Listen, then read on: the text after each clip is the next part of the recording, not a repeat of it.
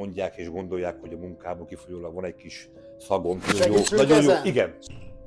Sziasztok, szia Andor, szia. Lajosan. Itt az idő. Nem, nyugi, nem. Ja. Munkából jövök, nyugi, nem. Még van egy kis idő, Ez valami formalid, ugye?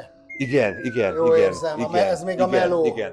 Azért jöttem hozzád, Andor, mert ugye sokan mondják és gondolják, hogy a munkából kifolyólag van egy kis szagom, tudod, és hallottam, hogy nagyon jó. Igen. Én ezt szeretném, mert itt jó iratok vannak, figyelj, és nem akarok szagos lenni. Én szeretném a csúcson elkezdeni. Az úd maga, mint az egyik legkeményebb, legférfiasabb, tolakodó illatvilág.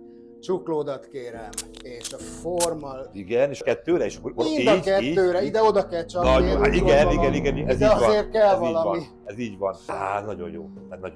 Hát 2 lövésből szoktam megmondani, nekem ez... de itt egy fontossági sorrend volt.